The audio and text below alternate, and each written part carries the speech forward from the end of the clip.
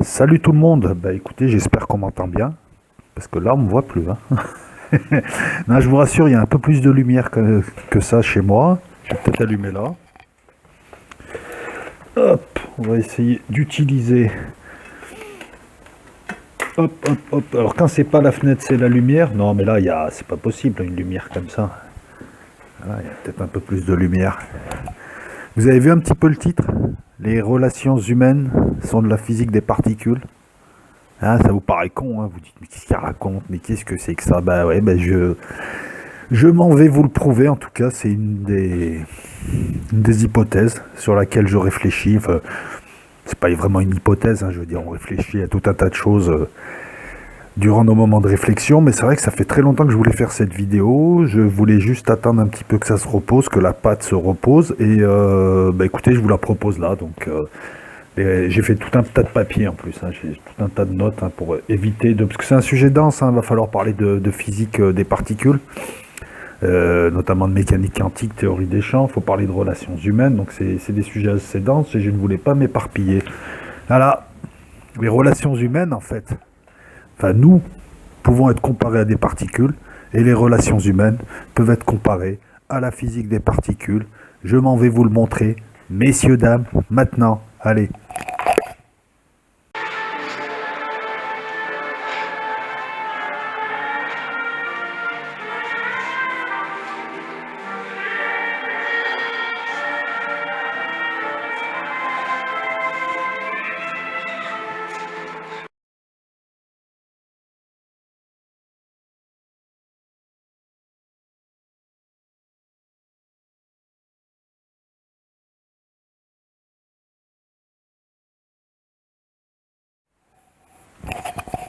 Impeccable, j'espère qu'on m'entend là, hein. Je vais essayer de le faire comme ça, hein, parce que... Hop, hein. Alors... Mon fou sera coupé. Alors j'ai fait deux vidéos pour parler de physique des particules, enfin de physique quantique, hein. La physique des particules, c'est la physique quantique. C'est ce qu'on appelait avant la mécanique quantique, mais enfin il y a eu tellement d'évolutions qu'on a préféré englober la mécanique quantique, l'électrodynamique quantique, enfin tous les petits bouts un petit peu de sciences qui étudient l'infiniment petit. On a préféré les regrouper avec le modèle standard sous le vocable physique des particules. J'ai fait deux vidéos sur la physique quantique, deux vidéos qui je crois ont été effacées, donc si jamais parmi vous certains souhaitent que je refasse deux vidéos, deux très longues vidéos pour vous parler de la physique quantique, des implications de la physique quantique, n'hésitez pas en commentaire, dites-le. Alors je sais que beaucoup de gens ont parler de la physique quantique, ont vulgarisé, ou en tout cas ont essayé de vulgariser la physique quantique, plus ou moins mal d'ailleurs, parce que c'est très difficile, c'est même quasiment impossible à vulgariser, en principe on ne peut pas la vulgariser, mais j'essaierai quand même de refaire des vidéos, mais sous un angle original, et puis on essaie un petit peu de vous montrer les choses différemment que les éternels, les dualités entre corpuscules, tu as vu le machin, ou j'éviterai en tout cas de glisser vers le New Age, de parler de conscience quantique et tout un tas de choses. Je ne dis pas qu'il n'y a pas du vrai là-dedans, mais il y a aussi beaucoup de conneries qui sont posées, parce que pour ce qui est de la conscience quantique, enfin, j'ai l'impression qu'en fait, des gens ont pas mal d'intuitions, mais qu'ils les retranscrivent mal ensuite. Voilà, parce qu'il y a une histoire de conscience quantique à l'intérieur du cerveau, mais il faudrait avoir un cerveau qui chauffe l'équivalent du soleil, il me semble, hein. Il faudrait aller voir un petit peu les condensates froliques et tout ce qui a trait à tout ça. Non, moi je voulais juste faire un parallèle. Physique des particules, relations humaines, et même faire un particule avec les fractales mathématiques. Alors j'ai fait une vidéo qui parle de la géométrie sacrée, j'ai fait une vidéo qui parle des fractales. Bon, maintenant ça va servir. Ces notions vont servir. J'ai fait des vidéos pour parler de concepts, j'ai fait des vidéos pour vous parler d'outils. Maintenant, je vais prendre ces outils, je vais m'en servir là pour construire quelque chose d'autre, d'un peu plus élaboré. Alors, on va se poser un petit peu et réfléchir. J'ai pris des notes. Donc, il y a un physicien, j'arrive jamais à me rappeler son nom, qui un jour a déclaré: en bas, il y a de la place. En bas, dans l'infiniment petit, il y a de la place. Ben ouais, si on réfléchit un petit peu, on est dans une sorte de bâtiment, l'univers. Et il y a trois grands étages. L'infiniment, enfin même plus d'ailleurs, mais bon, il y a l'infiniment petit, au niveau des particules élémentaires, au niveau des molécules, au niveau des atomes, au niveau des noyaux, au niveau des quarks. Hein. Après, en dessous, il y a un énorme gouffre. Hein. En dessous, il y a un énorme gouffre pour arriver aux cordes et aux limites de notre réalité. D'ailleurs, on ne peut pas y aller technologiquement parlant, on ne pourra jamais y aller. Conceptuellement parlant, on ne pourra jamais y aller, puisque si on reprend les diverses théories regroupées dans la théorie M, les diverses théories des cordes, des supercordes qui sont devenues des brânes, etc., etc., on est dans un monde que j'appellerais le monde des séraphins, le monde angélique, le monde du divin. Des cordelettes, alors c'est modélisé comme ça, hein. Je n'ai jamais su si c'était une modélisation description ou une modélisation seulement des cordelettes, ou en tout cas des cordelettes en 3D, des brânes qui vibreraient pour donner naissance bien plus haut. Hein. Il faut imaginer la cordelette au niveau de l'Himalaya, à la base de la chaîne de l'Himalaya, qui regarderait vers les sommets, hein, la Napurna, l'Everest, etc.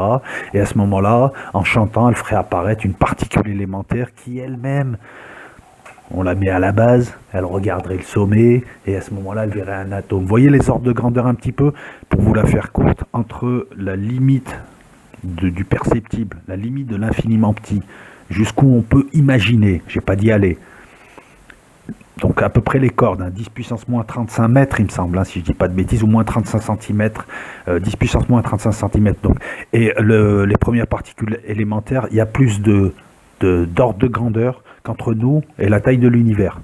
Vous voyez ce que je veux dire? C'est-à-dire que si je me compare moi avec la taille de l'univers, eh ben, le rapport est inférieur à celui qu'on trouvera si on compare une particule élémentaire, enfin la distance entre une particule élémentaire, la distance en... Comment dire, pas la distance 3 mètres, 4 mètres, mais je veux dire, une corde, pour qu'elle grossisse et devenir une particule élémentaire, il y a plus. Putain, je m'en sors pas. Ouais, c'est pas grave, c'est du direct, c'est ça qui est bien. Et tout. Vous prenez une corde, vous regardez la particule élémentaire, où est-ce qu'elle est, la taille. Hein, vous voyez le rapport de taille, eh ben, il est supérieur au rapport de taille entre moi et l'univers. Voilà, on va la faire très très simple. Donc,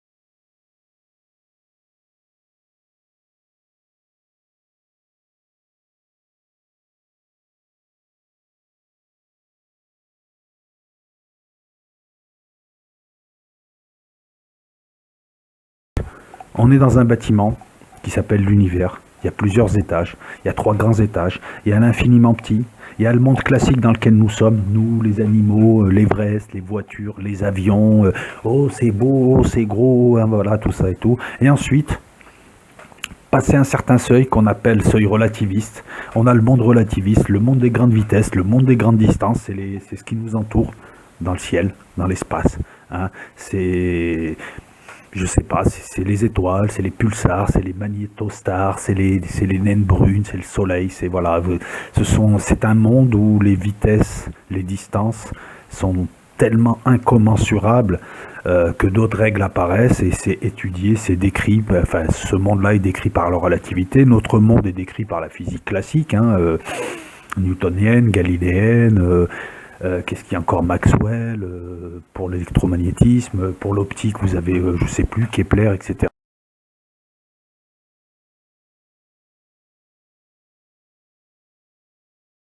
etc.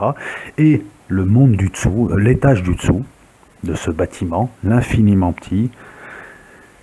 Dans cet étage, donc, nous avons le quantique, la mezzanine, un gouffre, et tout en bas les cordes. Aujourd'hui, on ne va pas parler des cordes, aujourd'hui, on va juste parler du quantique, donc du monde des particules élémentaires. C'est un monde qui est accolé donc à notre étage, puisque ce qui nous sépare entre lui et nous, c'est la décohérence. Alors, je ne vais pas rentrer dans le détail non plus. La décohérence, c'est une notion de physique quantique qui est surprenante, hallucinante, intrigante, fascinante. Vous choisissez le terme qui vous convient.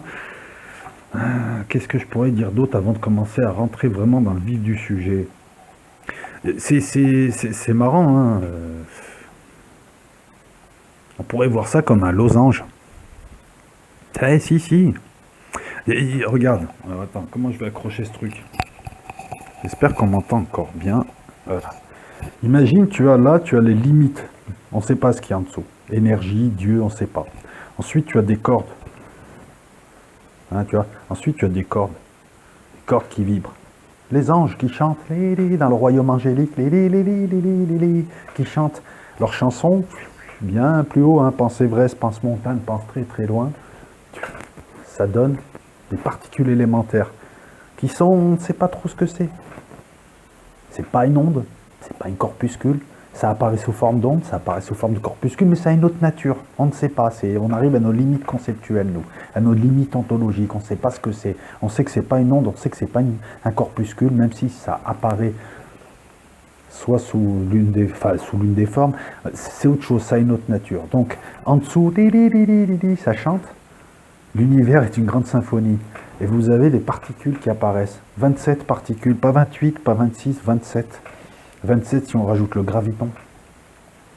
Et on va enlever le boson de Higgs, qui a un mécanisme très très mal expliqué d'ailleurs lorsqu'on veut vulgariser ça. Le seul qui l'explique vraiment bien, c'est peut-être Étienne Klein. Les autres racontent des conneries, quoi. Je veux dire, c'est n'importe quoi d'essayer de... C'est encore un autre sujet. Donc, au niveau des particules élémentaires, qui sont dans un état, on va y venir, à partir de là, commence un petit peu une sorte de réalité qu'on peut percevoir, même si l'observateur en intervenant fait l'observation, fait la réalité. Et oui, dans le monde quantique, l'observateur fait la scène, le spectateur fait la pièce de théâtre. Alors que nous, c'est l'inverse, nous regardons la pièce de théâtre. Moi, si je pars là et je laisse mon verre de café et je m'en vais, le verre de café sera toujours là. Dans le monde quantique, si je pars, la pièce n'existe plus. C'est juste de l'énergie, c'est un nuage. C'est pour ça d'ailleurs, l'erreur classique en quantique, c'est de vouloir localiser des particules élémentaires, ou localiser, les préciser à un endroit, c'est d'une stupidité, il n'y a pas de localité. C'est la plus grosse des erreurs. Avant des cohérences, après des cohérences, c'est encore autre chose, puisqu'on va me dire, oui, mais on a vu des gens lancer des photons un par un, ou lancer des électrons un par un, notamment dans les fentes, lors de l'expérience des fentes de Young, qui a été reproduite dans les années 80, 90, et qui a toujours donné ce qu'elle a donné, c'est-à-dire que ce monde bizarre de la mécanique quantique, de la physique quantique, nous donne à voir ce que nous voulons voir, hein, à croire que les particules ont une conscience. Bref, vous voyez, c'est tellement dense que... Donc, on part comme ça, le monde classique est au milieu, et ensuite on remonte comme ça, vitesse relativiste. Vous voyez, on a le losange. Si ça s'interpénètre, on a vu ça dans la vidéo de la géométrie sacrée, ça donne l'étoile de David. Je vous avais dit que cette étoile-là, il fallait plusieurs vies pour essayer de l'expliquer. Hein, et on oublie les connotations politiques, on parle de géométrie sacrée. Vous voyez, tchac, tchac. Et de part et d'autre, on ne sait pas ce que c'est. Énergie, Dieu, on ne sait pas, on ne sait même pas si ça boucle. Ça rappelle aussi le schéma du Big Bang, hein, le Big Bang qui apparaît. Alors, énergie, un E. Hein, l'air de Planck, là où on ne peut pas aller. Moi, j'appelle ça le tohu-bohu. Ensuite, l'ère de grande unification, durant laquelle il y a l'inflation, la chute des anges, bibliquement parlant, puisque la science et la religion se rejoignent. Nous sommes l'interface entre la science et la religion, comme le disait Francis Bacon.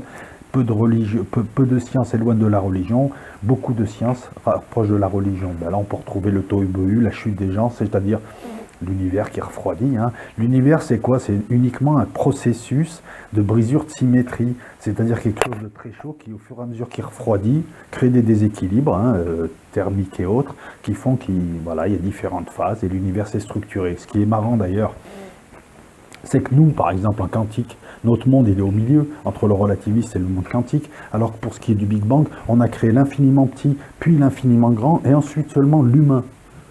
Alors pour ceux qui me disent que l'humain n'est pas au centre de la pièce, j'ai l'impression que si on a créé la scène, on a tout créé avant de placer l'humain. Mais ça, c'est encore autre chose.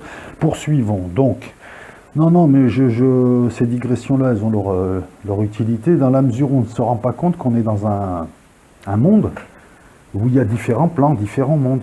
Et qu'on retrouve cette le fractal, c'est-à-dire l'autosimilarité d'organisation à chaque échelle, à chaque zoom. Et c'est ça le but, surtout, c'est ça ce que j'aimerais que vous reteniez de cette vidéo-là, c'est que lorsqu'on regarde l'infiniment petit et ses acteurs, ses règles, et lorsqu'on regarde le monde classique, on peut trouver une similarité qui me fait dire que 1, il y a fractalité, et que 2, les relations humaines sont de la physique des particules, et vous allez comprendre pourquoi. Alors, ceci, on en a parlé, cela aussi. Eh oui, Big Bang, l'ère de Planck, le mur de Planck, là où on ne peut pas aller, c'est le tohu-bohu, c'est le monde d'avant.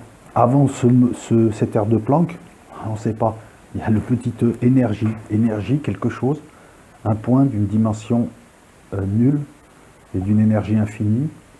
Une inflation, une explosion de temps et d'espace. Attention, ce n'est pas une explosion, hein, c'est tout l'univers qui a grossi. On parle d'expansion, c'est tout l'univers. C'est comme s'il y avait eu un zoom à l'écran, apparition de quelque chose d'un coup. Vous voyez, quand vous allumez votre écran, à un moment donné, c'est opaque. Ça rappelle le Big Bang. Hein, après 380 000 ans, avant le découplage lumière-matière, c'est opaque et d'un coup, ben voilà. Moi, ça me fait penser à ça.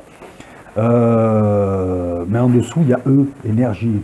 On va pas dire Dieu, là, on va rester dans la science, énergie. Et lorsqu'on remonte comme ça, le Big Bang, hop, il va vers où le Big Crunch? Vers E aussi. Imaginez, encore une fois, on retrouve ce losange et l'humain au milieu. Pour ce qui est de la taille, pour ce qui est de notre monde et de ses tailles et ses vitesses, nous sommes au milieu, même si on est apparu à la fin, puisqu'il y a eu le temps de l'infiniment petit, puis le temps des premières, ce qu'on appelle les âges sombres pour l'univers, c'est-à-dire le monde stellaire, les galaxies, etc., les premières étoiles, les premières galaxies, qui ont permis la nucléosynthèse stellaire, parce qu'il y a une nucléosynthèse primordiale. Pendant 3 minutes, tout ce qui est matière dans cet univers apparaît et diffusé, hein, se fait, et ensuite, boum, plus rien. Je vous ai embrouillé, moi aussi.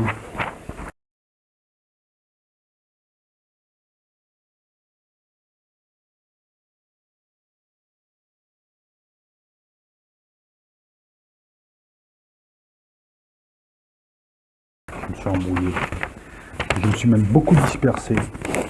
Alors, ben, si on regarde bien, oui, ça me paraît même évident que nous sommes, à notre niveau, des particules élémentaires. Ben oui, à chaque fois, tu as une particule qui se regroupe avec une autre, qui se regroupe avec une autre, qui construit quelque chose de plus élaboré. Elles sont, je ne sais pas, 100 trucs en font un, qui sera le 1 à l'échelle au-dessus, et qui lui-même se regroupera avec un autre 1 qui a été fait par des petits 100. Ces deux 1-là formeront quelque chose d'au-dessus. Ben oui, c'est aussi l'histoire de l'univers, c'est aussi l'histoire de... C'est pour ça d'ailleurs que ça me fait rigoler, j'ai fait une digression politique, les autonomistes, tout ça. Le sens de l'univers, le sens de la progression, il est dans la collaboration, l'union. On se regroupe pour faire quelque chose de plus grand. Si on ne s'était pas tous regroupés, si on était chacun resté dans notre grotte, on n'aurait jamais pu construire tout ce qui s'est construit. Je veux dire, tu ne peux pas construire une maison tout seul. Il faut vous grouper, et quand vous groupez, vous construisez la maison de l'un, puis de l'autre, et ainsi de suite. Ça suppose un mode de vie, etc. Donc quand je vois des gens qui se divisent, hein, vous voyez, toujours pareil, unité, division, diabole, symbole. Et l'être humain qui a eu besoin de la confrontation, de l'ego, de l'opposition pour avancer, depuis un siècle stagne parce qu'il doit passer à l'échelle supérieure. Il faut quitter l'école primaire, il faut passer au collège. Et au collège, on ne s'affronte pas pour avancer, on collabore. Voilà, collaborer, travailler avec.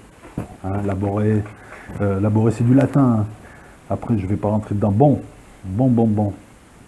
Alors, ce que j'entends par particules, par physique quantique, c'est mécanique quantique et modèle standard. Le modèle standard, ce sont les acteurs, qui ils sont, et la mécanique quantique, théorie des champs, électrodynamique, chromodynamique quantique, électrodynamique, etc. Peu importe, on va parler de mécanique quantique.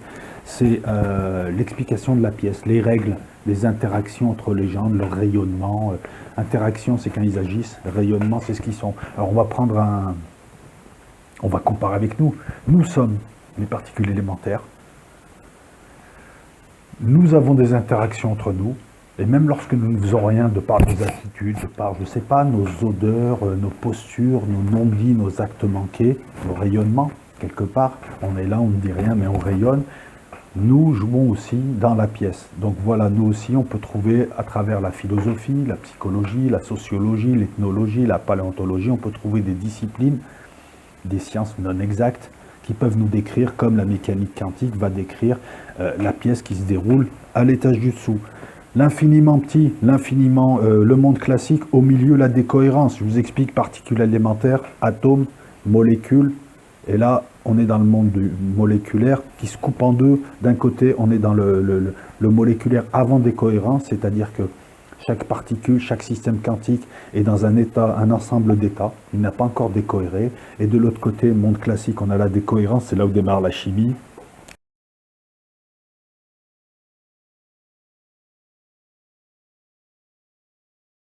C'est-à-dire qu'à un moment donné, il y a eu des cohérences.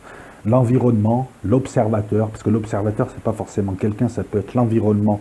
Plus le système quantique est gros, plus il décohère rapidement. C'est-à-dire, décohérer, c'est quoi? On passe d'un monde, le monde du et, où chaque particule est dans tout un tas d'états elle est dans tout un tas d'états en même temps, avant d'être observée, à un monde où il y a eu observation, il y a eu décohérence, et elle choisit un état, le monde du haut. Ça, c'est une feuille. Elle n'est pas dans 8 milliards d'états en même temps. Énergétiquement, sur le plan de la position, sur le plan de sa nature, c'est une feuille. Si on pouvait décomposer, je ne sais pas, cette feuille en petits bouts de papier, ce sera toujours des petits bouts de papier. Vous voyez? Eh ben, une particule, elle est dans tout un tas d'états en même temps. C'est la fonction d'onde, c'est l'équation de Schrödinger qui indique la fonction d'onde, le vecteur d'état, on appelle ça de différentes manières, qui a pu, Schrödinger, mais Dirac aussi, qui ont pu établir une sorte de mathématique, les braques et, par exemple. Voilà, ils ont pu établir une sorte de notation qui permettra justement d'écrire cette fonction d'onde. Cette fonction d'onde, c'est l'état, c'est tous les états, enfin c'est l'état général d'une particule quantique ou d'un système quantique, c'est-à-dire d'un ensemble de particules. Un atome est un système quantique par exemple, alors qu'une particule quantique, c'est une particule élémentaire. On va voir les particules élémentaires. Alors, je regarde si j'ai pas oublié. Donc grâce à Dirac, à la fonction d'onde de Schrödinger, nous savons que ces particules-là peuvent être dans tout un tas d'états en même temps, alors que dans notre monde, tu es dans un seul état, en même temps. Enfin, c'est ce qu'on croit. Publiquement, je suis dans un état, je vous indique un état, c'est une synthèse de plein d'autres états. Mais à l'intérieur de moi, il y a une potentialité d'état. Vous voyez comme quoi nous pouvons aussi nous retrouver, enfin en tout cas ressembler à une particule quantique lorsqu'on s'arrête sur ce point.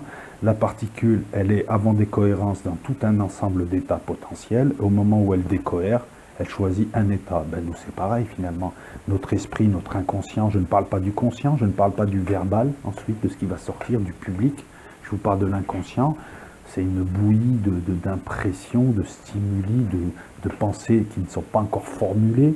C'est même pas des pensées, c'est des teintes de pensées. C'est des bouts de quelque chose, il n'y a rien d'indifférencié. Enfin, il n'y a rien de différencié. Et puis ensuite, inconsciemment, c'est mélangé. Ça peut réapparaître sous forme de rêves reconstitués, avec des souvenirs reconstitués, des choses qui nous donnent des rêves bizarroïdes, mais ce n'est pas encore un état précis. Après, on a le vestibule qui censure, qui fait passer à la conscience, mais même au niveau de la conscience, je veux dire, on n'a pas encore formulé publiquement, peut-être qu'on le montre, hein, mais on n'a pas encore formulé publiquement quelque chose. Voilà, donc la décohérence pour nous, sur un plan psychologique, je la verrai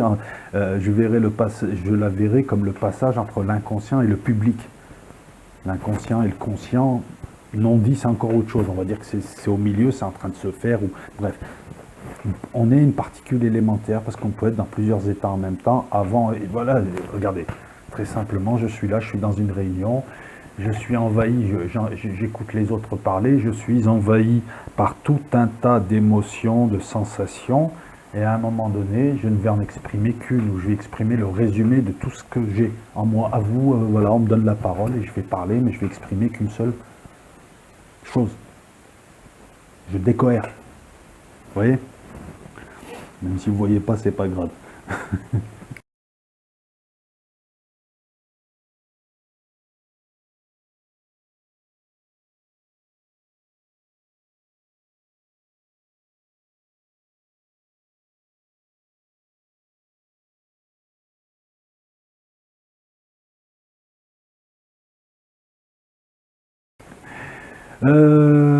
Donc on a, voilà, d'un côté on a la mécanique quantique et le modèle standard des particules. 27 particules, alors là aussi je ne vais pas vous faire un cours parce que... On va prendre on va aller au plus simple. 27 particules, deux familles, les fermions, la matière, les bosons, ce sont les particules médiatrices, messagères, qui supportent la force. Voilà pourquoi on parle de la physique quantique comme d'une théorie de jauge. Voilà pourquoi on les appelle des bosons de jauge. Voilà. Les fermions, la matière, et ce qui crée les interactions. Je ne sais pas, les gens et les supports qui permettent de communiquer. On peut aussi le voir comme ça. Le téléphone serait un boson, la télé serait un boson, tout média est un boson. D'ailleurs, j'attire votre attention, particules messagères, messager, angelos, ange.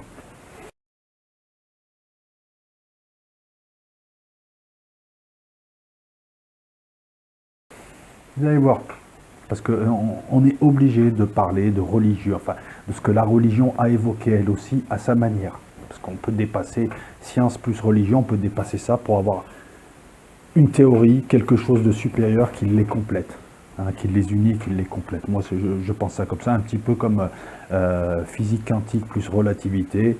Si on additionne les deux, 1 plus 1, ça donne quoi? Ça donne pas 2, ça donne 3. Ça peut donner 1, ça peut donner 0, ça peut donner 2, ça donne 3. C'est-à-dire une théorie plus une autre théorie donne une troisième théorie beaucoup plus complète, beaucoup plus large, qui les inclut toutes les deux, sans être uniquement la somme de toutes les deux. Vous avez compris? Non, c'est pas grave, on poursuit.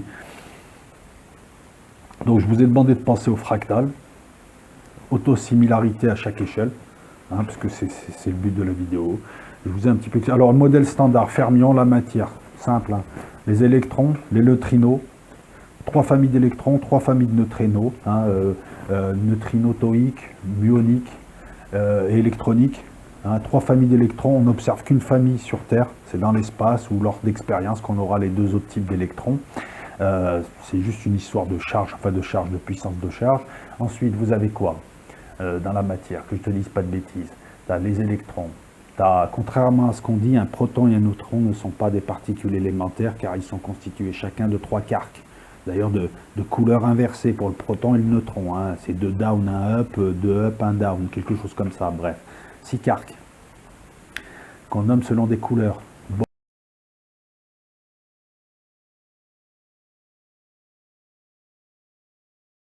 Bottom, up, strange, enfin il y en a 6. Voilà, on ne va pas vous faire chier avec ça.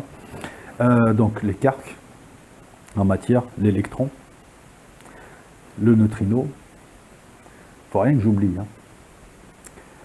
Donc on a dit proton et neutron, non, c'est même pas la peine. Vous voyez, j'essaye de le faire sans regarder parce que c'est compliqué. De l'autre côté, on a les bosons. Alors attendez, ça va me revenir. Neutron, neutrino, électron, quark. Bah ouais, ça le fait. Ce sont les constituants de la matière. Tu vas me dire, ouais, mais essaye de faire le lien avec nous. L'électron, c'est nous, les humains. Après, il y a différents types d'électrons, comme il y a différents types d'humains, mais il n'y a pas tant d'archétypes que ça. On est d'accord. Le neutrino, c'est l'humain spirituel qui est en train de s'élever, qui interagit très peu avec la société. Le neutrino est une particule qu'on connaît peu, pour ainsi dire pas, qui interagit quasiment pas avec la matière. Et à chaque seconde, là, tu es traversé par des milliards de neutrinos, sans le savoir. D'ailleurs, c'est très difficile d'en choper un, parce qu'il faut vraiment qu'ils tapent sur un noyau d'atomes. Voilà pourquoi on essaye de les attraper, non pas dans le ciel, mais sous terre.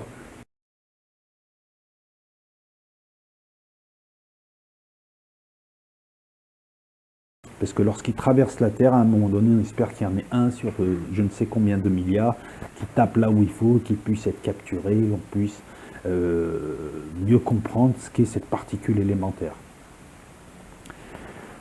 Donc là, ça. Et le quark, ça serait pareil, ce serait un type d'humain qui constituerait, je ne sais pas, un type de père de famille, les quarks. On ne voit jamais les quarks seuls, on les voit soit père quark, particule, antiparticule, le quark et son antiparticule, soit par 3, c'est ce qu'on appelle des hadrons. Parmi les hadrons, vous avez des baryons.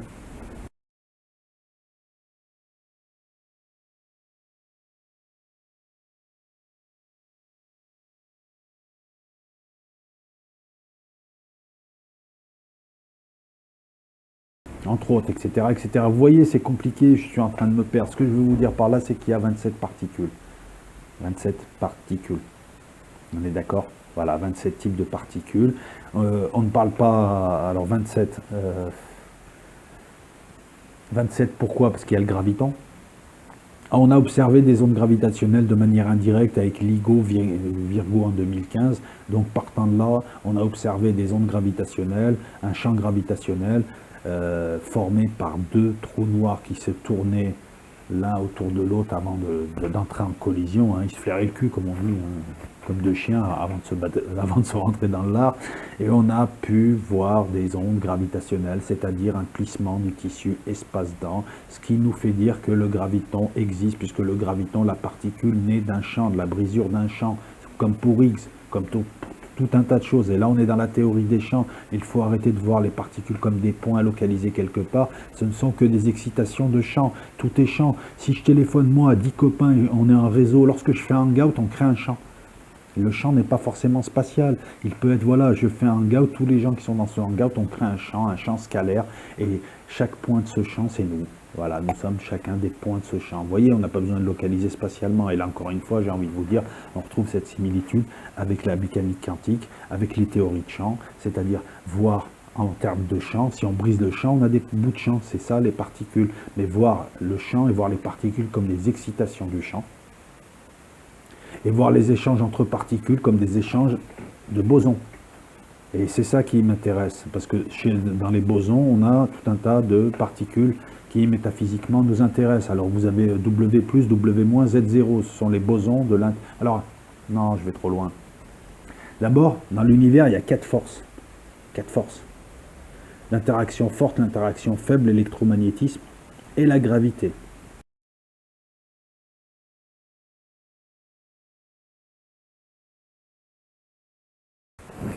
Je me suis embrouillé tout seul.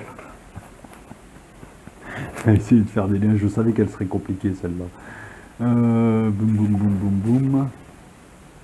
Donc vous voyez qu'on peut lier les acteurs du haut, les acteurs du bas, on retrouve les mêmes similitudes, on retrouve les humains. Ah oui, les humains, les différents humains, ce qui est entre l'humain et l'ange, le messager, l'angelos, et l'ange.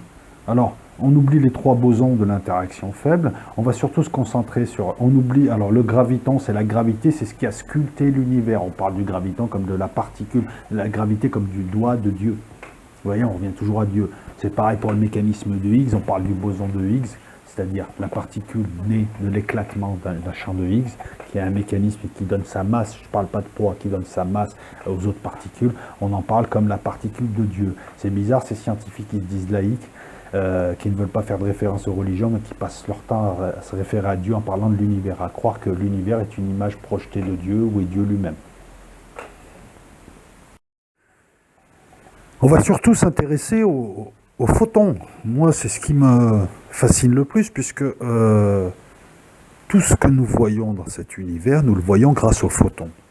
La vie, les liaisons chimiques sont permises par le photon. Le photon est le boson, particule messager, donc l'ange.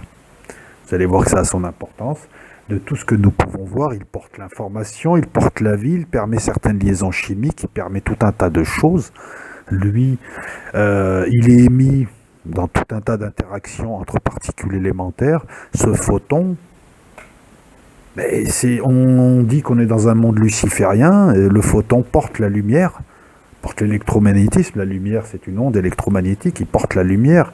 Lucifer, Lux Ferro, je porte la lumière. Vous voyez le rapport est troublant.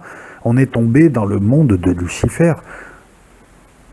On est tombé, voilà, vous voyez le lien avec les religions, on apparaît dans un univers réel, simulation, peu importe, rêve de quelqu'un d'autre, peu importe, en tout cas on est tombé dans quelque chose qui sous-entend qu'on était ailleurs. Et ce monde-là est constitué principalement 94% de l'énergie de l'univers, c'est quoi? C'est du photon, il me semble, en tout cas la majeure partie, on va le dire simplement, la majeure partie de l'énergie qui est dans l'univers, de l'énergie connue, je ne parle pas de l'énergie noire, c'est un rayonnement photonique. Voilà, photon porter la lumière, ça me rappelle aussi les anges déchus. un monde qui apparaît, un monde plein de photons, et de l'autre côté, on nous parle d'anges déchus. Or, l'univers ne fait que refroidir, hein. L'univers se transforme au fur et à mesure des brisures de symétrie thermique, enfin des brisures de symétrie liées à son refroidissement. Et c'est pas, vous voyez, c'est bizarre ces similitudes. Mais on les retrouve encore une fois entre ce qu'on nous enseigne. Et j'ai l'impression que l'univers est un grand livre ouvert. C'est pas seulement un livre ouvert sur le passé lorsqu'on regarde de plus en plus loin. C'est pas seulement un livre ouvert sur toute une histoire. L'histoire de l'humanité, c'est autre chose. J'ai l'impression que beaucoup de textes religieux se réfèrent à des événements astronomiques, à des choses qui se sont passées, ou en tout cas nous décrivent une cosmologie, une cosmogonie qu'on redécouvre aujourd'hui grâce à la science. Et c'est ça qui est fascinant, parce que ces gens-là, à l'époque, n'avaient pas tous nos concepts, n'avaient pas nos outils, n'avaient pas notre degré d'éveil. Et puis, ils avaient d'autres préoccupations, bien terre à terre, hein. Il fallait vivre, il y avait des guerres, tout ça. Et bien, malgré ça, vous avez des gens avec aussi peu de concepts qui ont réussi, à moins que les livres aient réellement été divins et transmis. En tout cas, c'est bizarre, parce qu'ils nous décrivent tout un tas de choses. Alors, je veux parler du Big Bang tout à l'heure, mais bon, la respiration de Brahma, c'est quoi? Si ce n'est ni plus ni moins que le Big Bang Peak Crunch. Je vous ai parlé de simulation, mais pareil, je veux dire, voilà. Bref, le sujet est dense, je digresse, mais juste pour parler du photon. Autre chose encore, le photon est sa propre antiparticule.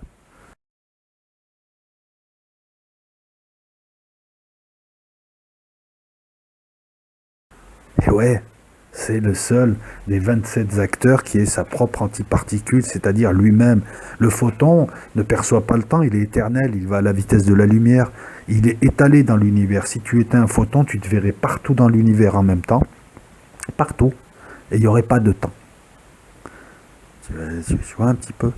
Et on nous parle de Lucifer, on nous parle de monde luciférien, on nous parle de monde à tort binaire, non, parce qu'il est ternaire. Le monde est ternaire. Faut arrêter de penser binaire, c'est ternaire, ternaire, ternaire. Entre le moins 1 et le plus 1, il y a le zéro.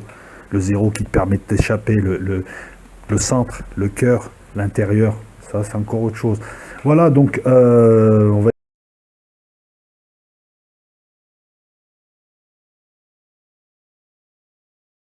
essayer plutôt de recadrer ça avec le sujet de la vidéo. Mais je vous montre que les acteurs, on peut les retrouver, on peut retrouver des similitudes des deux côtés. Alors ensuite, donc voilà, je vais éviter de rentrer dans la mécanique quantique parce qu'elle est incompréhensible pour ceux qui n'y...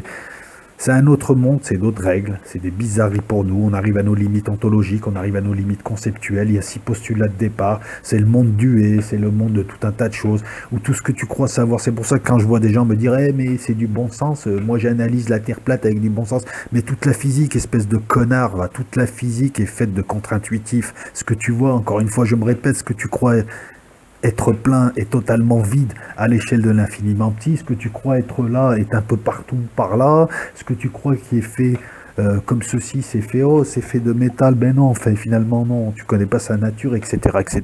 Donc, essayer de déjouer, essayer de lutter, enfin, essayer de contredire des scientifiques qui ont 3 fois plus de QI que toi, qui travaillent depuis 3 fois plus de temps, voire 10 fois plus de temps que toi, qui est sur YouTube, et en plus utiliser l'intuition, ça me fait rigoler. En physique, si tu utilises l'intuition, tu peux dégager. Je veux dire, c'est quoi? C'est pas inspecteur gadget, c'est pas une enquête de police, là, c'est pas l'intuition, non. C'est contre-intuitif. Bref, voilà. Pareil, je vais vous éviter, j'ai évoqué tout à l'heure la théorie des champs. Donc la théorie des champs, c'est très simple, hein. C'est ne pas envisager les choses comme des petits bouts, mais envisager les choses de manière continue, des champs. Voilà. Là, à l'heure où enfin peut-être pas à l'heure où je vous parle, mais lorsque on communique tous ensemble, soit un virtuel, numériquement, par téléphone, par ce que tu veux, ou qu'on se retrouve dans un endroit, on crée un champ. Pas forcément spatial. On peut parler de champ scalaire, chaque point étant nous-mêmes. Hein, et on peut mesurer chaque point de ce champ, c'est-à-dire nous sommes là, on peut nous mesurer, on peut nous donner une valeur. Vous voyez, j'ai du mal, hein, j'ai vraiment du mal, mais c'est pas grave. Tu vas me dire, ouais, mais tu compares les gens avec les particules n'ont pas de conscience. Ben écoute, peut-être, peut-être pas. Je vais pas dire que les particules ont une conscience, je te dis juste que des expériences comme l'expérience de gomme quantique de Marlan et Scully, il me semble dans les années 60, ou les expériences de Fan de Jung, Alors la première étant la seconde améliorée, puisqu'on a installé les détecteurs après, on démontrait un effet de gomme quantique, et on démontrait surtout que ce qui apparaissait soit sous forme d'onde, soit sous forme de corpuscule, en fonction du type d'expérience que nous proposions, donc nous donnait à voir ce que nous voulions voir.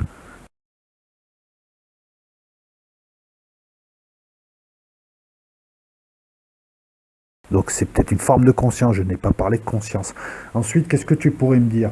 Oui, mais le comportement humain, il n'est pas prévisible, et l'amour et les sentiments, tout est computable. Tout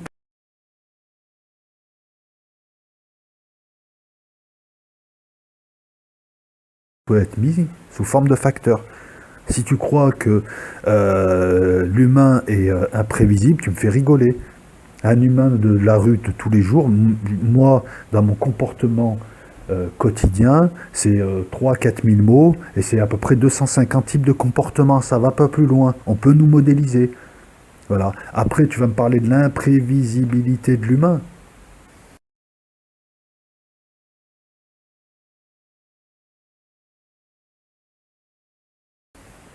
Non, il est imprévisible parce que tu n'as pas toutes les variables. Mais tu sais, le lieu, l'humeur, le degré de fatigue, ce qu'il pense, le passé proche. Il y a tout un tas de variables comme ça que tu peux rajouter, puis à la fin, tu arriveras à prévoir son comportement. Donc non, ne me dis pas, et puis de toute façon, là, on va essayer surtout de faire le lien entre les deux, et à ce moment-là, moi, je peux te dire aussi que la physique quantique, la mécanique quantique, les particules élémentaires sont imprévisibles, puisque la physique quantique est une théorie probabiliste. Alors on va d'un état initial à un état déterminé, mais par exemple, si tu reproduis 1000 fois la même expérience, tu auras 1000 résultats différents. Tu vois qu'il y a une imprévisibilité, ce qui n'empêche pas que ça marche d'ailleurs. C'est ça qui est hallucinant. Mais qu'est-ce qu'il y a d'autre comme imprévisibilité?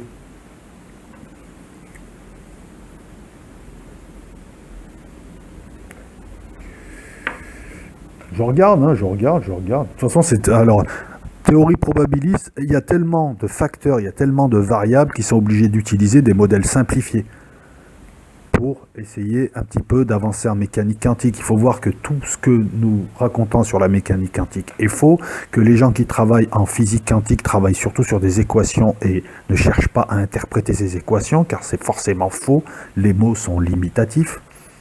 D'accord, pour eux, un atome, c'est juste une matrice de nombres, c'est juste des chiffres. Ils ne cherchent pas à se représenter ça, ça serait une erreur. Théorie probabiliste, incompréhensible, tout aussi que l'être humain, tout aussi incompréhensible que l'être humain. Voilà, donc non, tu me dis le comportement humain n'est pas computable. Pourquoi? Pourquoi est-ce qu'on ne pourrait pas créer de manière analogique ou de manière numérique un système qui fait qu'à un certain moment, si telle variable et telle variable et telle variable se font, la personne peut tomber amoureux ou apprécier quelqu'un? Il faut arrêter ça. Il y a des simulations qui le font, il y a des... je veux dire, va voir un petit peu ce qui se fait en intelligence artificielle, en tout cas en source publique, parce que beaucoup de choses restent cachées, vu que c'est des labos privés et des fonds privés, et que c'est un secteur d'intérêt militaire, d'intérêt stratégique.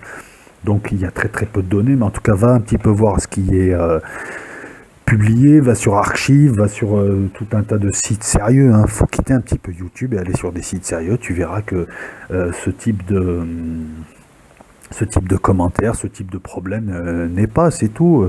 La particule élémentaire et un système quantique ou différents systèmes quantiques, on possède peut-être plus de variables qu'un groupe humain et ses interactions. Il y a peut-être plus d'imprévisibilité dans le quantique que vis-à-vis des humains. Un tel humain, on sait qu'à tel jour, lundi matin, à tel moment, tel truc, il sera dans telle humeur, dans tel état, et si tel type vient lui dire quelque chose, on peut anticiper. Ben, une particule quantique, non. On ne sait pas trop. Alors, c'est une théorie de l'information, la physique quantique. C'est-à-dire qu'en fait, on parle de théorie de l'information, c'est des particules qui s'échangent d'autres particules.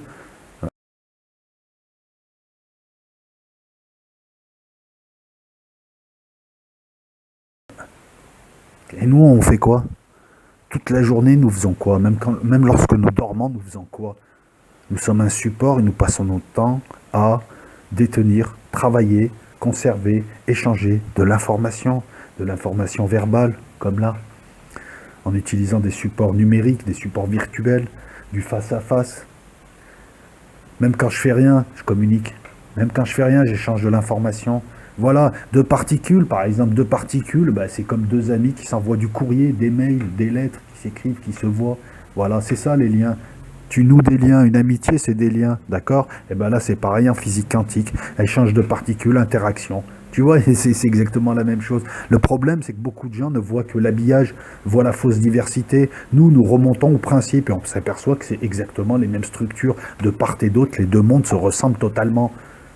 Tu comprends un peu mieux pourquoi je te dis que les relations humaines sont de la physique des particules, puisqu'on retrouve à peu près les mêmes principes. Après, il y a la fausse diversité. Oui, toi, tu vas lui serrer la main, ou tu vas lui envoyer un mail, ou tu vas lui envoyer une photo, ou tu vas lui faire un coucou, alors que de l'autre côté, il y aura juste une seule forme de ce que tu viens de faire en l'habillant avec 5 formes différentes. C'est la même chose. Quand tu commences à regarder, c'est simple, hein, il faut aussi, pour comprendre un petit peu cette vidéo, il faut aussi que tu apprennes à regarder autrement les choses, et à voir les structures, hein, à voir oui, les structures, le squelette, hein, plutôt que les habits. Parce que si tu vois les habits, tu sais, chaque personne est la même, hein, et puis on est tous identiques. Hein, c'est les habits qui changent. Donc si le gars il change 5 fois d'habits, c'est pas 5 personnes différentes, c'est la même personne. Tu comprends ce que je veux dire? Les interactions en mécanique quantique ressemblent fortement à nos interactions sociales. Voilà, quand tu vois la mécanique quantique qui t'explique comment marchent les interactions, quand tu vois de l'autre côté, on va te faire de la sociologie pour voir la sociologie de groupe, de l'ethnologie, de la paléontologie, pour voir l'être humain seul, l'être humain avec lui-même, l'être humain avec l'autre, l'être humain avec les autres, le groupe de l'être humain avec un autre groupe d'êtres humains, etc., etc. C'est exactement la même chose. C'est juste les habillages qui changent. Voilà, c'est tout. Fausse diversité. Nous devons communiquer dans nos actes, nos non-actes, nos tenues, nos attitudes, nos odeurs, le verbal, l'écrit, la vidéo, le face-à-face, en réseau, toutes les communications. Quand je fais rien, je communique. Quand je tire la tronche, je communique. Voilà. Il faut se rappeler aussi que la physique quantique, c'est une des théories de champ, c'est un cadre théorique pour modéliser. La sociologie ou la psychologie, elles font quoi? Elles modélisent la société. D'un côté, on a une science qui prédit, qui est une discipline qui est une science exacte, même si elle ne l'est pas vraiment, enfin, elle l'est sans l'être. Et de l'autre côté, on a des disciplines qui ne sont pas des sciences exactes, mais qui essayent d'expliquer, même l'économie. L'économie explique les interactions économiques entre groupes de personnes, ou entre personnes et un groupe, ou entre personnes isolées, enfin individuellement parlant. Voilà, si tu regroupes l'économie, la sociologie, la philosophie, la psychologie, la paléontologie, il me semble, hein, je ne suis pas sûr de ça, l'ethnologie, bah, tu as de l'autre côté, et tu regroupes tout ça, bah, de l'autre côté, tu as l'équivalent, c'est-à-dire mécanique quantique, avec toutes les disciplines afférentes, hein, électrochromodynamique quantique, électromagnétisme quantique, pardon, je fatigue, etc. Voilà, tu retrouves les mêmes similitudes.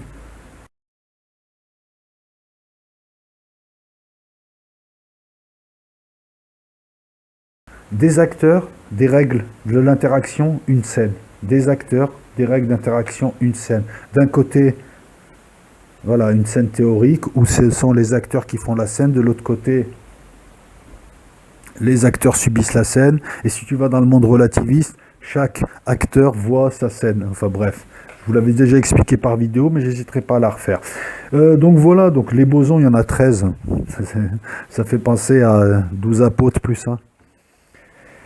Les échanges, particules médiatrices, on en a parlé, hein, je m'excuse de faire ça long. Pareil, le chant, t'as déjà vu un chant humain, je veux dire un bar, quelque chose, t'as jamais vu quand il y avait par exemple des débuts de bagarre générale, des excitations, une embrouille quelque part, l'air est électrique, on le sent, les gens subissent l'air électrique, ben voilà, on est dans la théorie des chants. Tu vas dans un endroit où tu vas dans un endroit, je sais pas, une salle de fête, tu fais rentrer des gens négatifs. Des personnes négatives ou agressives, ça se ressent, ça se ressent. On a un champ, chaque point de ce champ, ce sont des personnes. Et tu as ce qu'on appellerait une perturbation du champ. Voilà. Nous formons un champ, mais on n'est pas obligé d'être côte à côte, parce que là on parle de champ spatial, mais je reviens encore sur cet exemple de tout à l'heure qui est très pertinent. Si nous faisons à 10 un hangout, nous formons un champ. Un champ d'évolution. Voilà. Ceci est dit. Je vous ai parlé des 4 forces qui me rappelaient les 4 archanges directeurs. Alors les interactions, c'est quoi en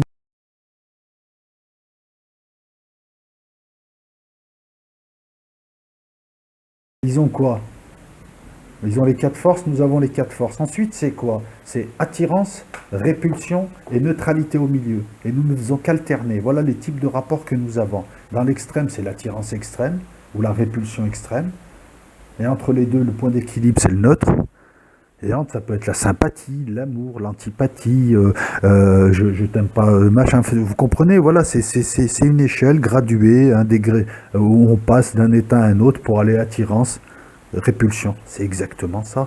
Et qu'est-ce qu'on retrouve dans l'infiniment petit? La même chose. Je t'attire et je te colle, je te repousse. Que fait la gravité? Attirance. L'électromagnétisme. Ou l'interaction faible. Je rejette quelque chose ou je prends quelque chose, vous voyez? Quand on y regarde de plus près, c'est exactement la même chose. Les interactions sociales paraissent plus diverses dans leur habillage, mais c'est exactement la même chose. Voilà, quatre directions, quatre forces. Encore une fois, qui porte ces forces, qui crée ces forces, qui matérialise ces forces? Ce sont les bosons, particules messagères, les anges. Voilà, comme nos interactions sont portées par des médiateurs. Voilà, je te téléphone tous les jours, on est potes, ou je t'écris des lettres, ou je t'envoie des mails maintenant, ou je te fais des interactions. De temps en temps, on se voit dans une soirée. Et voilà, c'est la même chose. Bon, après, je vais pas vous emmerder avec voilà les bosons, les gravitons, les gluons. Alors, c'est W+, W0 et Z-, à moins que je confonde. Hein. J'ai toujours eu du mal avec l'interaction faible. Pourtant, c'est important, c'est ce qui permet à la matière de se transformer, de garder son individualité tout en permettant la transformation. Ça, c'est sujet de philo, ça. Est-ce qu'on peut être le même alors qu'on se transforme à chaque fois? Balèze, ça. Hein. C'est classique. Alors, ensuite, un noyau. Alors, attends. Un quark seul, il reste pas souvent seul. Il se groupe par trois. Ça crée une entité qu'on appelle le proton ou le neutron. Oh, papa proton se marie avec maman neutron, ou sortent ensemble, ou ce que tu veux. Alors je prends l'ancien système, on peut faire ça avec deux protons qui se collent ensemble, ça existe aussi. Hein, bref, hein. Non, mais je vois déjà arriver. On est en 2017, maintenant il faut prévoir tous les cas de figure. Papa proton, maman neutron ont plusieurs électrons. Un électron se marie, une autre, il crée une famille comme ça. Et puis les enfants sont à leur place, hein, les couches électroniques, etc.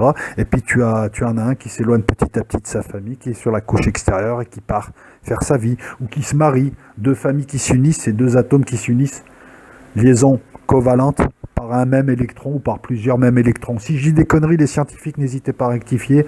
Hein, je vais volontairement vite, sinon il y en a pour 2 heures.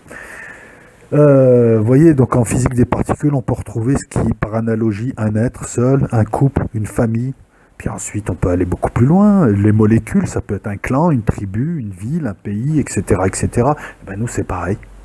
Socialement, c'est pareil. Voilà, c'est constitution. Voilà, des petites unités constituent une unité supérieure, et ainsi de suite, et ainsi de suite, et ainsi de suite.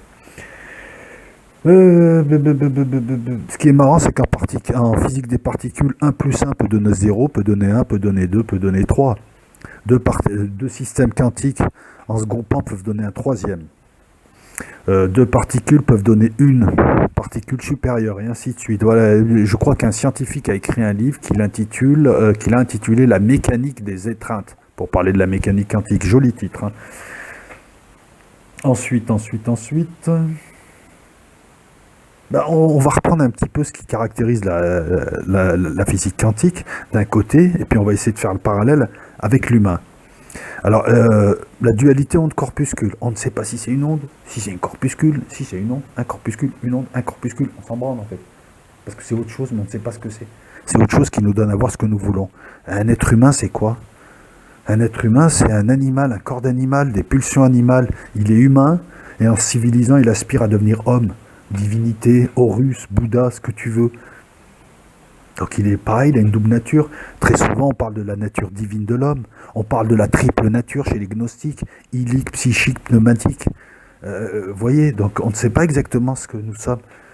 On est à mi-chemin entre l'animal et l'homme. L'homme en tant qu'Horus, la personne qui s'est faite, qui a grandi, qui a passé le cap. Pour l'instant, nous sommes des humains entre l'animal et l'homme. Tu vois, on peut retrouver une similitude. La physique quantique, la mécanique quantique est une théorie de l'information, nous ne faisons qu'échanger non plus, nous aussi, hein. Tout ce que nous faisons en fait, c'est de l'information. D'ailleurs, tout l'univers n'est qu'information sur des supports différents. Le tout écrit avec une seule encre, l'énergie, hein. Voilà. L'information est écrite grâce à l'énergie ou la non-énergie et le support est lui-même fait d'énergie ou non-énergie. Allez voir ma vidéo sur les mèmes et les frèmes. Vous comprendrez un peu mieux le sens de ces vidéos. Là, je leur donne de la profondeur. Alors en mécanique quantique, c'est l'observateur qui fait l'observation. Est-ce que vous avez entendu parler du solipsisme? Est-ce que vous savez comment marche notre œil? Tout notre réel, nous le faisons à l'intérieur de nous. L'œil ne fait que percevoir des photons, signal électrique, et ensuite, à l'intérieur, il y a une sorte de démodulateur, on ne sait pas pourquoi, mais nous voyons tous à peu près la même chose.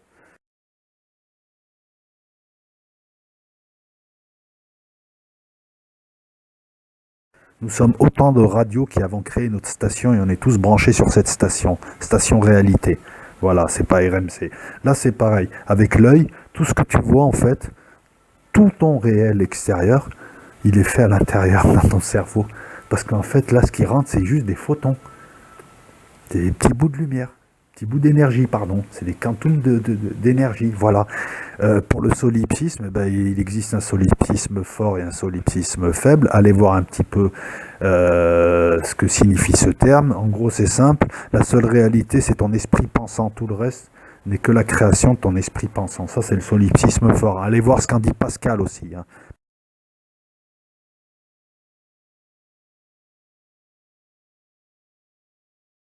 Pascal, le célèbre mathématicien français du XVIIe siècle, vous verrez que c'est une notion très importante et le fait de l'aborder sur notre plan nous permet de faire l'analogie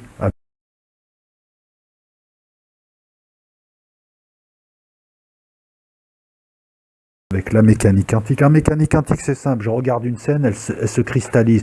Je regarde quelque part un nuage électronique. À un moment donné, je localise des cohérences. Hop, tu as un électron. Tout le nuage se retrouve en un seul point, alors qu'à un moment donné, il y avait une probabilité qu'il soit là, là, là, là. En fait, il est un peu partout. Comme un gros nuage, à un moment donné, ce gros nuage devient un point. D'accord? Ben, dans la réalité, tu sais, c'est pareil. Hein, ce que tu ne vois pas n'existe pas. Eh ouais. Eh oui, eh oui, on peut le voir comme ça, chacun voit sa vie, chacun est en fait le metteur en scène de sa vie, celui qui filme sa vie, le réalisateur de sa vie. Et ce qui ne rentre pas, ce qui ne vient pas à lui sous forme d'information, sous forme d'information visuelle ou autre, n'existe pas forcément. On est d'accord, hein? Ah, là, par exemple, à l'heure où je te parle, il y a peut-être des, je sais pas comment dire ça.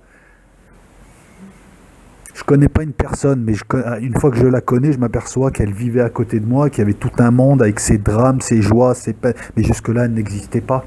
Tu comprends ce que je veux dire? Ben, c'est un peu pareil. On peut retrouver ça. Je vous dis, c'est juste l'habillage qui change. On va poursuivre un petit peu, hein. Bon, l'expérience des fentes de Jung, qui a été reproduite par Alain Aspect en 80, qui a été reproduite dans les années 90 par d'autres scientifiques, et qui démontre que, voilà, dualité entre corpuscules, mais la particule quantique, c'est autre chose de supérieur à ça. Allez voir. Allez voir aussi l'expérience de gomme quantique. L'intrication.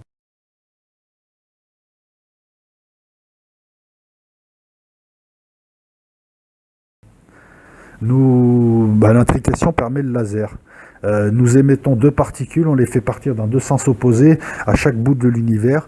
En interagissant avec une, on interagit avec l'autre immédiatement, instantanément. C'est ça l'intrication. Pareil, allez préciser un petit peu ces données. Je vous les balance comme ça, tel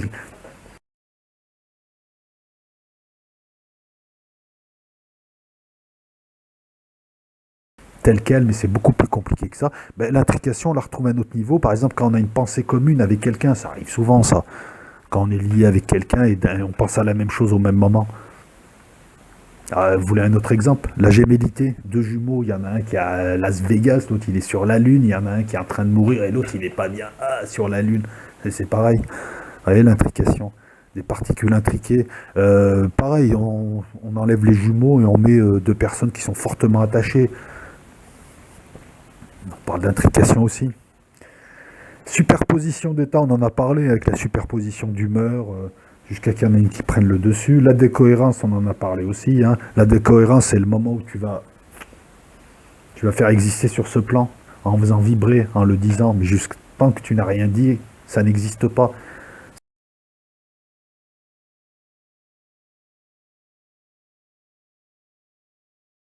C'est soit dans l'inconscient et c'est pas encore formé, soit c'est formé et c'est dans la partie de l'inconscient haute, dans le vestibule, ou dans le conscient non exprimé.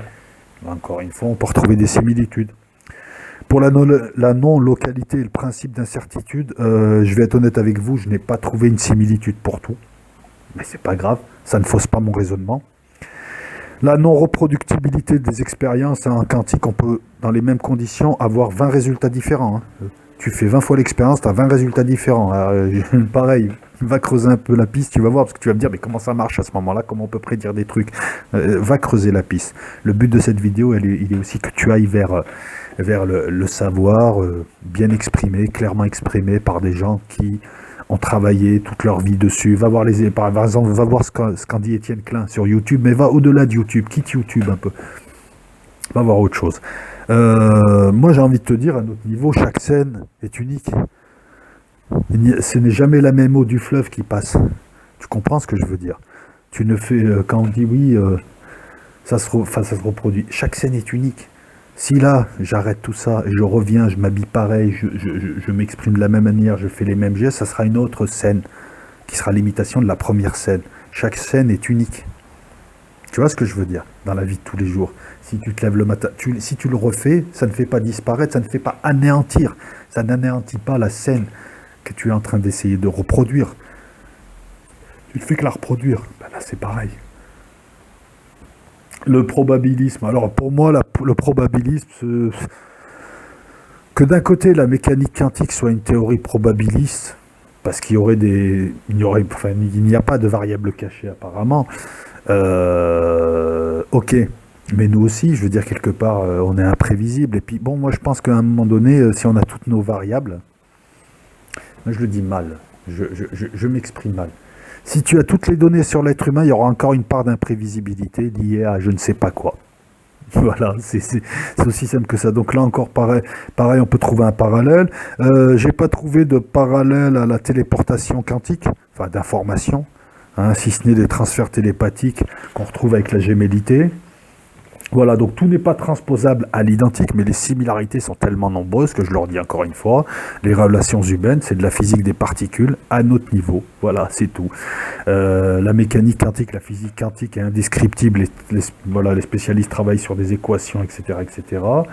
En fait, voilà, la physique des particules est une science évolutive où on a dû trouver un langage, on a dû trouver des concepts, et ces concepts évoluent, on est passé des cordes au brane, etc., etc. Il a fallu que Dirac et Feynman créent une sorte de langage pour permettre d'expliquer certaines choses. C'est une discipline en évolution et on crée constamment de nouveaux concepts. Hein. Allez étudier un petit peu l'histoire depuis 1900 et Max Planck jusqu'à aujourd'hui. Vous verrez qu'il y a eu des évolutions, il y a eu apparition de sous-modèles, etc., etc. À notre niveau, c'est pareil. Les mots sont très limitatifs. Nous avons des concepts très limités. Il y a tout un tas de choses qu'on ne pourrait expliquer. Va expliquer les couleurs à un aveugle avec des mots. Et tu vas voir que tu as intérêt à trouver un autre langage, quelque chose d'autre, peut-être utiliser la chaleur, peut-être tu vois ce que je veux dire. La philo, la socio passe leur temps à se renouveler, à créer des concepts, en tout cas à affiner ces concepts. Encore une fois, similitude. Il nous faudrait nous aussi un langage pour exprimer certaines choses, certaines sensations, certains sentiments. Tu te réveilles d'un cauchemar, tu auras beau le raconter, ton cauchemar, tu ne pourras que transposer de manière imparfaite ce que tu as vécu. Voilà, donc c'est exactement pareil que la physique quantique. Il y a des choses qui sont indescriptibles, il y a des mécanismes que nous vivons psychologiquement ou autres, il y a des choses que nous subissons, il y a des choses que nous apprécions qu'on ne peut expliquer. Est-ce que tu arrives à expliquer, je sais pas, certaines émotions ? Non, tu peux les décrire, mais et encore imparfaitement. Donc d'un côté comme de l'autre, les concepts et les mots créés l'ont été pour essayer d'affiner la description, pour essayer de mieux travailler la discipline, mais ça reste quand même, et les relations humaines et la physique quantique, ça reste quand même des disciplines où tout est à faire, et notamment il faut encore améliorer le langage utilisé, améliorer les concepts, améliorer les modèles, parce que voilà, on te le dit, en quantique, toutes les interprétations, même les plus justes, sont fausses. Ensuite, il faut savoir que si on veut modéliser un système, alors les physiciens quantiques utilisent des modèles simplifiés. Alors pour la faire simple, hein, c'est comme si on étudiait une mer déchaînée en étudiant l'eau d'une piscine, très calme. Pourquoi? Parce qu'il y aurait trop de variables. Il y a 10 puissance 80, 10 puissance 80, c'est énorme. 10 puissance 80 particules dans l'univers. Imagine si elles interagissent les unes avec les autres. Le nombre d'interactions. Le chiffre est...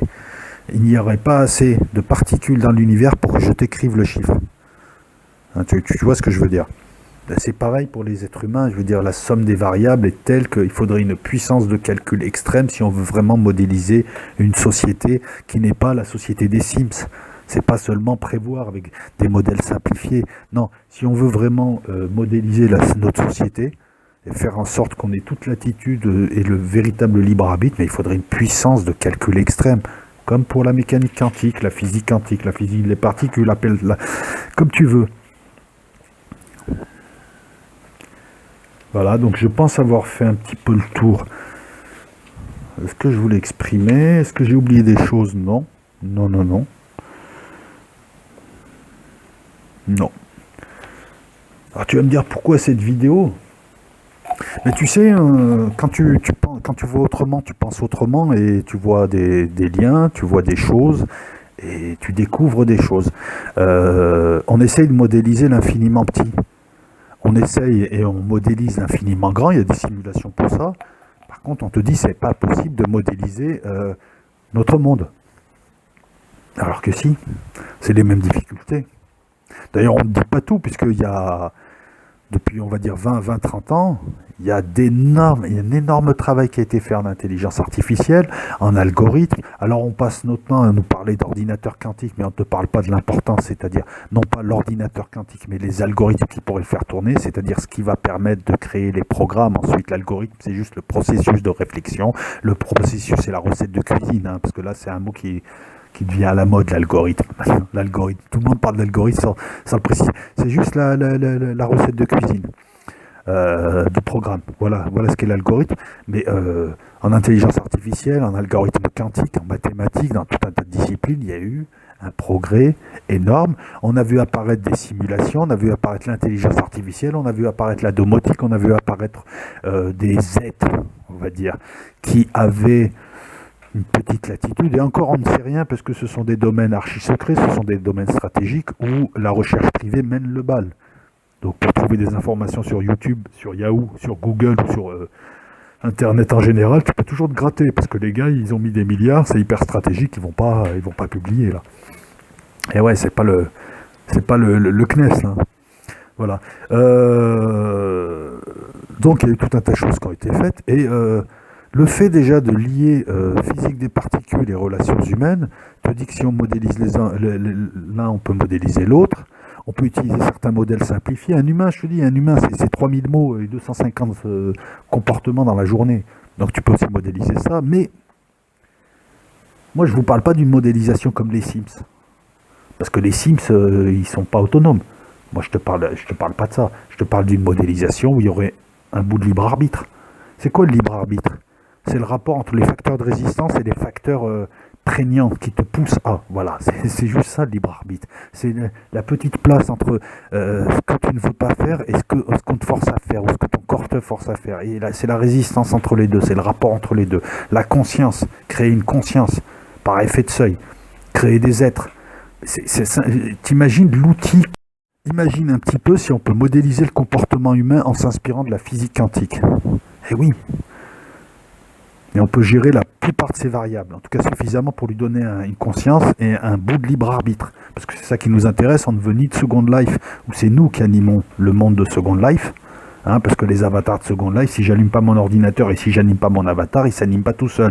Moi je te parle de modéliser, afin d'arriver à une simulation où tu crées des êtres numériques, comme nous sommes des êtres biologiques, qui interagissent entre eux, etc., etc. T'imagines l'outil que nous aurions? Alors, tu vas me dire, c'est pas possible pour l'instant, mais ça travaille, ça travaille.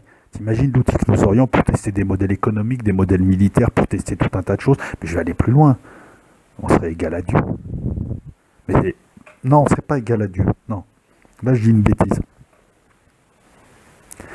On serait pas. On serait pas égal à Dieu puisque nous créerions sur un plan inférieur. Alors que lui, il nous est supérieur et il nous a créé. Il a créé.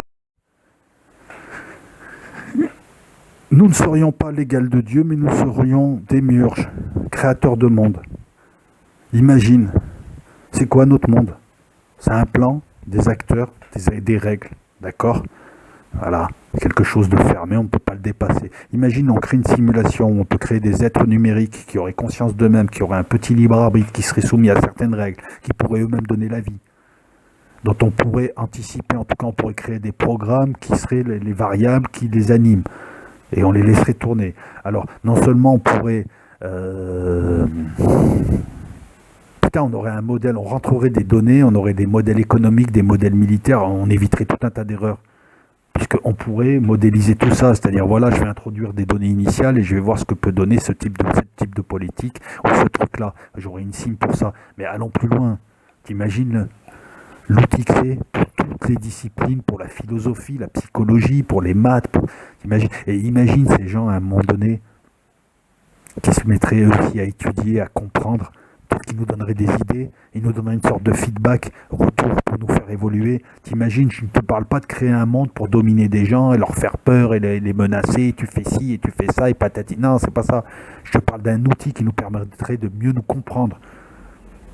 Et puis en créant la vie, on aurait un miroir de nous-mêmes qui pourrait, voilà, nous renvoyer des informations. Et puis attends, allons plus loin. Nous sommes quoi, nous? Nous sommes quoi? Un corps? Des souvenirs? On est quoi exactement? Bon ben, quand tu trouveras ce que tu es et que tu arriveras à le télécharger, et mais dis-toi que tu peux inventer autant de monde que tu veux et aller y vivre. Ton corps est attaché à ton plan. Si tu descends dans une simulation numérique, tu seras obligé d'utiliser un avatar de la simulation numérique. On est d'accord. Voilà. Ici, tu es obligé d'utiliser un avatar biologique. Tu es d'accord aussi. Voilà. Si tu crées autant de mondes que tu peux à un moment donné télécharger dans ces mondes et tu fais ce que tu veux. En bas, il y a de la place. Tu comprends? Mais c'est quasiment l'immortalité. Tu crées autant de mondes que tu veux, tu t'en nourris. Après, tu vas me dire, oui, mais il faudrait que... Oui, mais attends, regarde, imagine.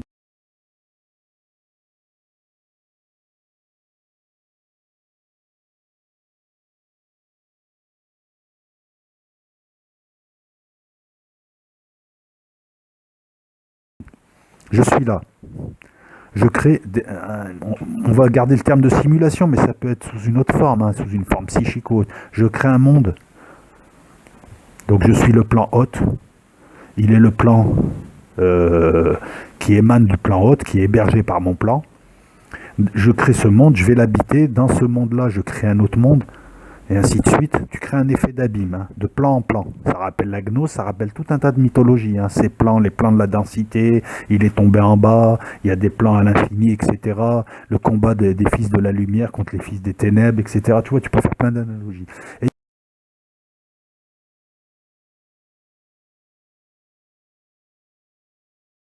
imaginez à un moment donné, donc je crée un monde, dans ce monde je crée un monde en dessous, et ainsi de suite, ainsi de suite, ainsi de suite, effet d'abîme, et à la fin je peux même me retrouver dans le monde de départ. Des mondes qui se créent successivement et qui bouclent. Et ça créerait un infini. C'est pas je quitte, c'est pas je suis dans mon univers, je prends une fusée, je vais tout droit, je me retrouve à revenir de l'autre côté. Non, là c'est différent. Là c'est je crée des mondes. C'est pas je descends dans l'infiniment petit et je vais jusqu'aux cordes et ensuite je passe par le goulot d'étranglement et j'aboutis sur un autre univers ou un autre, ou mon univers avant, ou etc. Non, là c'est je crée un plan. Je crée un monde sur un plan numérique, je vis dans ce monde, je rentre dedans, je me télécharge dedans, à l'intérieur je crée un monde et ainsi de suite, et je me télécharge et ainsi de suite, et ainsi de suite, tu vois. Et tout ceci tiendrait, et on pourrait parler de monde, d'univers même, de super univers fini, non borné. Donc tu vois toutes les implications, sans parler du reste, les idées que ça donnerait, et puis à chaque fois qu'on a de nouveaux concepts scientifiques, la technologie suit, et ensuite ça se répercute dans la société. Mais t'imagines par exemple une prison, un monde prison où tu pourrais enfermer et télécharger des gens très dangereux, sans avoir à les tuer. Alors leur corps serait là-haut, et leur esprit sera en bas. Là, je peux décliner à l'infini l'intérêt de modéliser, enfin l'intérêt de modéliser des mondes. Et pour ça, et là encore une fois, je suis en train de me paumer. En gros, c'est simple, hein. Le fait de constater que les relations humaines ressemblent à la physique des particules sur un autre plan peut t'ouvrir d'énormes portes. Alors pense à ça, ne me dis pas c'est pas possible, ou l'amour, on peut pas mettre sous mathématiques l'amour, mais arrête de dire des conneries, arrête de nous raconter des conneries, tout est computable, ouais, tout est computable. Pense à ça. Enfin, ceux qui peuvent en tout cas, hein. Ouais, je pense avoir tout dit. Alors, un outil de recherche fantastique pour toutes les disciplines, pas une modélisation mais un monde, un vrai monde avec des êtres numériques dotés d'un esprit, d'un libre arbitre, d'un corps, même pixelisé. Alors ils auraient un corps, ils auraient un esprit pour faire fonctionner tout ça, réfléchir. Ils auraient une conscience, conscience d'eux-mêmes, conscience de l'extérieur, conscience d'eux. Ils auraient une petite latitude, le libre arbitre. Tu vas me dire, et l'âme, et l'âme. Mais l'âme, ça a toujours été ce qui anime. D'accord? L'âme, ça vient d'animus. C'est le lien entre les deux plans. Voilà. C'est le lien, l'âme, c'est le lien entre ton joueur, ce qui t'anime, et toi, c'est tout. C'est ça l'âme, c'est le fil d'argent que voient certaines personnes. Et il est là, enfin il y a le fil d'argent et le fil d'or. Le fil d'argent, c'est là le lien énergétique. Et puis l'autre fil, ça serait peut-être le lien informationnel. C'est peut-être qu'il y a deux fils, parce qu'il y a peut-être deux types d'interlocuteurs. Mais ça, je vais trop loin. Qu'est-ce que je pourrais rajouter? Et puis interroge-toi sur la réalité de notre illusion aussi. Voilà.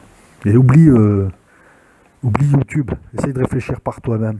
Parce que ce que je te dis là, bon, quelque part, à un moment donné, tu peux te dire, mais nous-mêmes, est-ce que nous ne serions pas dans? Est-ce que nous ne nous verrions pas dans?